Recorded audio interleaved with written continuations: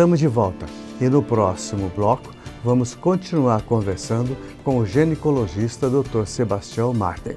Curta os nossos vídeos no YouTube, siga-nos no Instagram, inscreva-se no nosso canal e visite o nosso site extramanaus.com.br e vocês vão ter aí material de primeira.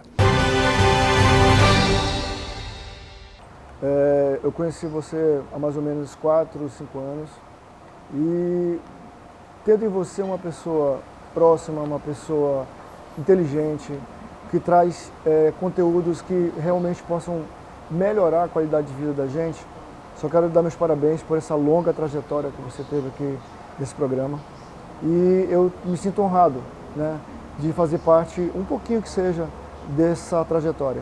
Muito obrigado, parabéns, você é 10. Estamos de volta, hoje direto da Churrasco da Vila, que fica na Rua Fortaleza 569 e tem o seu delivery para o almoço e jantar através do 985 30 6635. Churrasco da Vila, um jeito diferente de se fazer um churrasco. Por quê?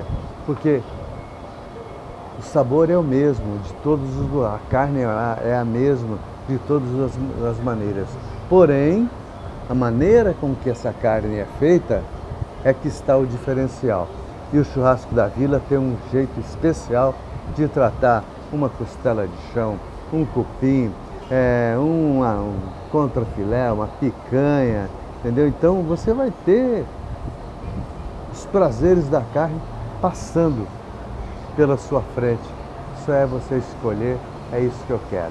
Além, se você não quer comer carne, você tem um hambúrguer aqui muito especial, muito gostoso, muito bem servido, com carnes nobres, carnes especiais. Vale muito a pena, você que é amante do hambúrguer, vir provar, venha provar, porque você vai sair daqui deliciando. Eu, que não sou muito hamburguero, comi uma vez e de vez em quando eu como aqui um hambúrguer. O Samuca, então, quando fala do hambúrguer, desce por aqui à vontade. Mas a gente vai comer, Samuca, não se preocupe não. Hoje, com a honra e o prazer de estar com o Dr. Sebastião Marden, ginecologista, que tem a linha direta através do 3042-1049 e o seu Instagram, @estética.íntima. Então, hoje o nosso assunto é hormônio. Esse hormônio é uma coisa que faz bem e te devolve alguns prazeres que a vida às vezes te esconde. Então, doutor, mais uma vez, muitíssimo obrigado por estar conosco. Disbiose com relação a cérebro, intestino e músculo. São 3 tópicos aí, né? Exatamente. Disbiose é um termo que poucas pessoas ouviram falar, que é um tema bem atual também. E o que seria uma disbiose? Seria um desequilíbrio entre as boas bactérias e as más bactérias.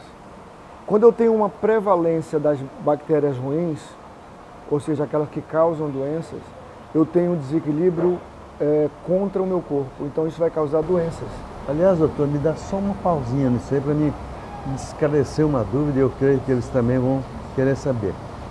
Porque aqui atualmente a gente vê muito comum dentro dos hospitais aquelas bactérias doidas que não mata com fácil. São as superbactérias. Superbactérias. Isso aí tem a ver com vários fatores, né? Principalmente o uso indiscriminado de antibióticos. Elas vão criando uma resistência, né? São os chamados inimigos invisíveis e isso é uma realidade, né? Não é só a questão da esterilização. Claro que existe o fator do próprio organismo, mas essas superbactérias elas ganharam força a partir disso. O hospital não tem culpa disso, então? Na verdade, ou tem parte? De uma certa forma, ela é um local onde reúne aquelas bactérias, né? É um local que se usa muito antibiótico, né? Não é questão assim de culpado, é porque elas vão criando resistência, elas vão se adaptando à realidade, né? É uma luta entre, vamos dizer, o bem e o mal, onde às vezes o mal ele prevalece. Às vezes. Né? Então, voltando à disbiose. Então, a disbiose é esse desequilíbrio Quando nós nascemos, o parto normal, na passagem do canal vaginal, a criança já recebe aquelas bactérias que vão junto com a amamentação criar o sistema imunológico de defesa do organismo. Quando você tem a cesárea, você ganha menos. O trajeto vaginal traz mais vantagens, né? Mais vantagens imunológicas, de né? defesa, de anticorpos do que a cesárea. Isso, claro, junto com a amamentação e tudo mais, as vacinas, né? Aí você vai chamar imunidade adquirida e imunidade natural, né? Então, assim, a disbiose você não tem só no intestino. Só para ter uma ideia, um desequilíbrio dentro da cavidade oral, né, é uma disbiose. Então, por exemplo, hoje os dentistas são chamados em UTIs para tratar a disbiose oral, porque pode ser uma fonte de infecção daquele paciente que está lá. Hoje você tem disbiose vaginal, que chama. Então, desequilíbrio dentro da cavidade vaginal de bactérias pode causar muitas doenças. Doutor, me dá outra pausa então aí. Muito legal isso, muito bom. Eu vou entrar num assunto que é muito questionável isso. Alguns médicos defendem de que a higiene íntima da mulher está relacionada às doenças sexualmente transmissíveis. Ou seja, eu aprendi na minha juventude, na minha adolescência, de que você vai para uma relação sexual e ao você sentir um odor vaginal, é melhor que você vista a sua roupa e vá embora. Para evitar, porque na minha época, a doença da época era a gonorreia. E quem tinha gonorreia naquela época, o cara era o cara que pegava muita gente. Exatamente. Não só por isso, mas é o cara que não escolhia direito. Também, então, com certeza. Hoje, alguns médicos defendem de que a vagina tem um odor que é característico dela. Eu queria que o senhor desse uma esmiuçada nisso aqui e depois a gente ainda vai voltar na disbiose. Então, esse odor que você está falando é a disbiose. Não é a doença em si, mas é o desequilíbrio, né? Por exemplo, lactobacillus dentro da vagina é ótimo, é uma bactéria boa, né? Mas se você tem uma Gardnerella, que tem um cheiro de peixe podre, por exemplo, existe um desequilíbrio, onde a má bactéria, ou então fungo, ou então protozoário, né? Não necessariamente bactéria, você pode ter um desequilíbrio, por exemplo, candidíase de repetição. As pessoas tratam a disbiose intestinal por causa disso, porque elas vão ter um desequilíbrio que vai reinfectar, né, ou recolonizar. Então, não necessariamente bactéria só. Então, esse desequilíbrio, esse exemplo que o senhor pegou, é uma disbiose. Perfeito. Entendeu? Pois é, agora eu te pergunto, hoje... A vagina tem um cheiro característico. Então, aí é que está. Que vai variar de raça, de cor, de higiene, né? Então, aquela secreção vaginal onde a mulher não tem dor, não tem mau cheiro, teoricamente faz parte dela, é fisiológico. Tem muitas mulheres que chegam no meu consultório, no consultório de ginecologista, vai dizer, doutor, eu tenho um corrimento. Você vai avaliar e você chega à conclusão que aquilo lá é fisiológico, é dela mesmo. Porque a secreção vaginal, ela não depende só, ela depende de uma transsudação, ou seja, de uma passagem dos vasos pélvicos também, que colaboram para isso. Pois é, era onde ia ver o meu questionamento. Porque hoje, no mundo moderno, hoje se você vai para uma relação, até em casa mesmo, você vai para uma relação e não tem um sexo oral e um sexo anal, a sua relação não está perfeita. Agora, até que ponto a mulher tem que se preparar para o sexo anal ou até que ponto o homem tem que se preparar para o sexo anal? Anal. Anal e também o sexo oral. Bom, isso aí depende do casal, da intimidade, da fantasia de cada um, né? Depende de acordos. Eu digo patologicamente. Bom, o ideal seria que eles sempre tivessem um cuidado com a higiene íntima. Então, mesmo o homem, ele quando vai ao banheiro, né, a gente sabe que às vezes o cara nem lava a mão, né, acontece isso, ele tem que ter o cuidado de ter higiene, porque quando ele, mesmo que ele dê aquela balançadinha lá, fica xixi, né, fica o pipi lá do cara. Mas ele tem que lavar, por incrível que pareça. E não tem essa preocupação, não é só balançar. A mulher é a mesma coisa, ela tem que ter aquela higiene, porque existe mesmo você balançando, existe uma queda do xixi lá, do pipi E na mulher principalmente, Na mulher que também. apodrece, né? A urina apodrece, principalmente Sim. se ela estiver contida de Tem, cristais tem, e tem coisas. que ter esse cuidado.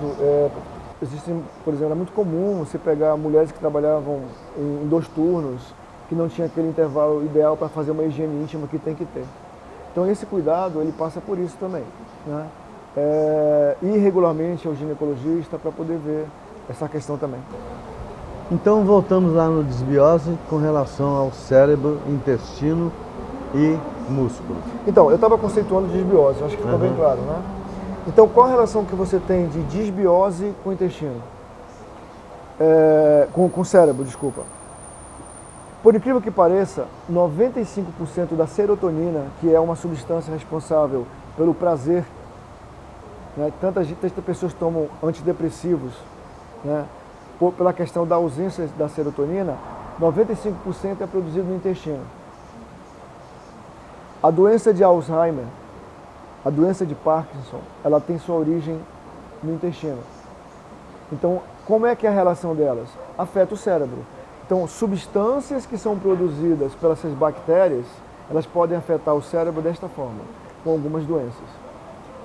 O intestino produz hormônios, o estrógeno, a progesterona, né? Novidade para mim. Exatamente, é uma novidade para muitas pessoas, porque o termo disbiose é bem atual.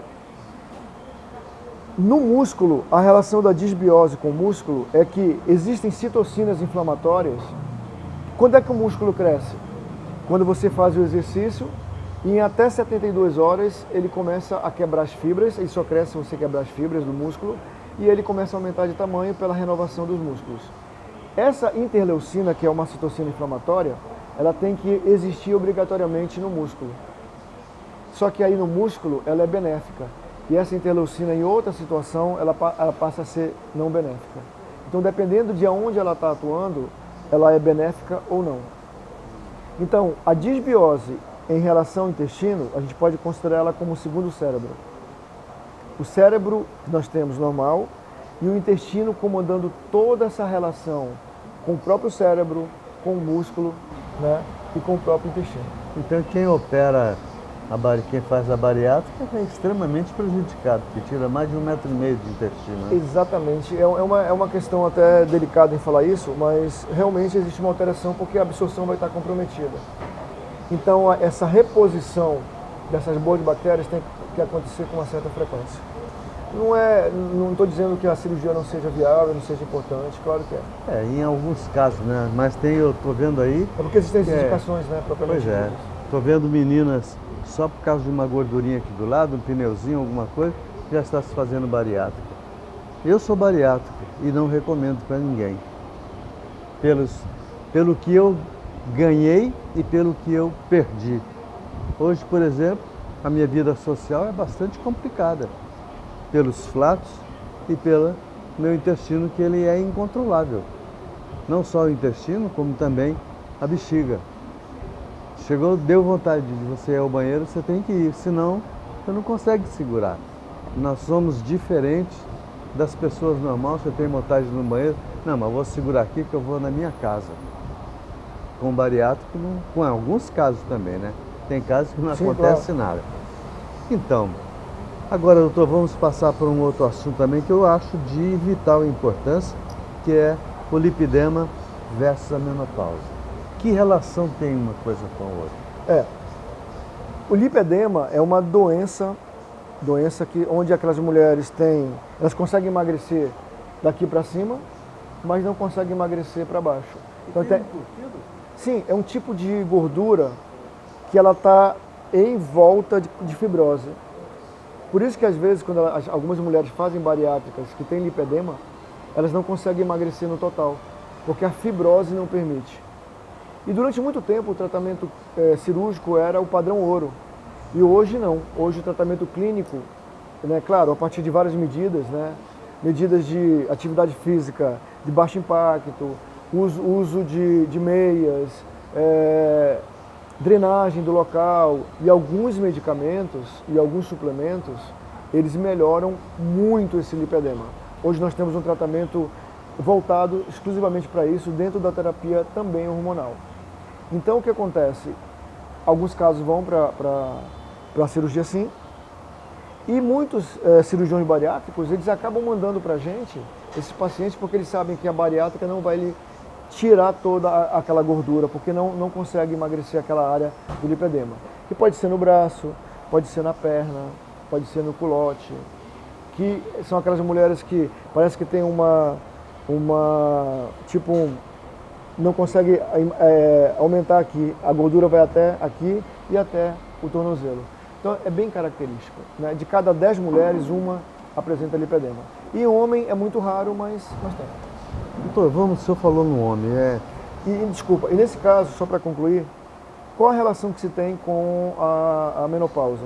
Porque na terapia de reposição hormonal, você tem que fazer o estrógeno para a mulher. E se você tomar estrógeno, o que vai acontecer com o lipedema? Vai aumentar. Hoje você tem tratamento que pode equilibrar isso. Por isso que tem essa relação de lipedema com menopausa, hoje em dia é plausível, é perfeitamente possível você fazer o equilíbrio entre os dois. Vamos fazer um intervalo comercial e voltamos em seguida ainda falando dessa parte hormonal, seja no homem ou na mulher. Voltamos já.